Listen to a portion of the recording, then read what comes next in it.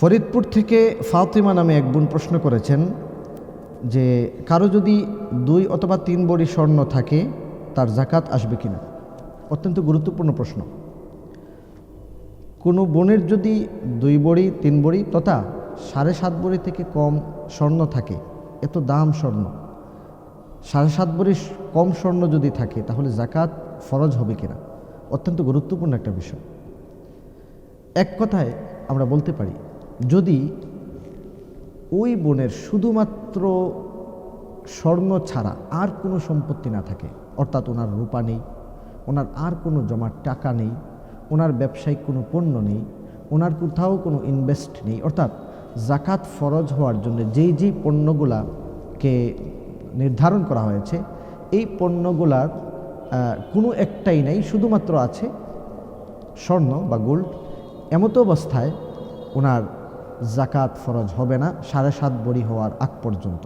তবে যদি ওই বোনের স্বর্ণ আছে ধরেন 1 ভরি 2 ভরি 3 ভরি তথা 7.5 ভরি থেকে কম, পাশাপাশি ওনার রূপা আছে, রূপার একটা আংটি আছে, রূপার একটা ওনার দুল, আপনার কানের দুল আছে, অথবা পায়ের নূপুর আছে, অথবা রূপার যে কোনো একটা জিনিস আছে, স্বর্ণের সাথে রূপা মিশ্রিত হয়ে গেল, এখন আর 7.5 ভরি স্বর্ণ হওয়া আবশ্যক নয়, বরং ওনার যেই স্বর্ণটি আছে এই স্বর্ণের বিক্রয় মূল্য এবং ওনার এই রূপা দুইটা মিলে যদি মিনিমাম 52.5 ভরি রূপার দাম হয়ে যায়, ওনার উপরে জাকাত ফরজ হয়ে যাবে। আমি আবারও বলছি, কারো যদি ধরেন 1 ভরি স্বর্ণ আছে, পাশাপাশি ওনার আরও কিছু রূপা আছে, অথবা ওনার আরও কিছু টাকা আছে জমা, অথবা ওনার কোথাও কোনো ইনভেস্ট আছে বা ব্যবসায়িক কোনো পণ্য আছে, অর্থাৎ স্বর্ণের সাথে অন্য যে কোনো জিনিস মিশ্রিত হলো, রূপা অথবা টাকা, এরকম যে কোনো একটা, যেগুলোর মাধ্যমে জাকাত ফরজ হয়, তাহলে আর 7.5 ভরি স্বর্ণের অপেক্ষা করতে হবে না, বরং তখনকার সময়ে স্বর্ণ 1 ভরির বিক্রয় মূল্য এবং ওনার জমা টাকা অথবা ওনার রূপার বিক্রয় মূল্য, অথবা ওনার ব্যাংকের যদি ফিক্সড ডিপোজিট থাকে, এই সব মিলে যদি আপনার মিনিমাম 52.5 ভরি রূপার দাম হয়ে যায়, জাকাত ফরজ হয়ে যাবে। তাহলে 1 ভরি স্বর্ণের দাম 2.5 লক্ষের বেশি, বিক্রয়ের সময় মাসআলা অনুযায়ী বা বাংলাদেশের সিস্টেম অনুযায়ী 18% কমবে, তাও 2 লক্ষের উপরে থাকে স্বর্ণের দাম বিক্রয় মূল্য 1 ভরি। তাহলে 1 ভরির দাম যদি 2 লক্ষ প্লাস হয়, এটার সাথে যদি 2-4-5 হাজার টাকা যোগ হয়, তাহলে জাকাত ফরজ হয়ে যাবে, অর্থাৎ 52.5 ভরি রূপার দাম হয়ে যাবে। আবার যদি এটার সাথে কোনো রূপা থাকে, তাহলে স্বর্ণের সাথে মিশ্রিত হওয়ার কারণে জাকাত ফরজ হয়ে যাবে। এজন্যে বিশেষ করে মায়েরা বোনেরা যারা আছেন, মহিলারা যারা আছেন, এক্ষেত্রে আপনাদের খুবই সচেতন হওয়া প্রয়োজন।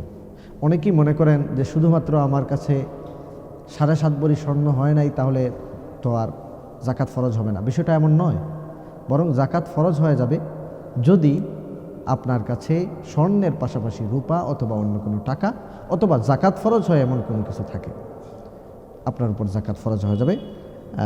জাকাত না দিলে অবশ্যই জাকাত আদায় করেন নাই বলে আল্লাহর কাছে সাব্যস্ত হবেন, এবং জাকাত আদায় না করলে যেই শাস্তি, সেই শাস্তির মুখোমুখি হতে হবে।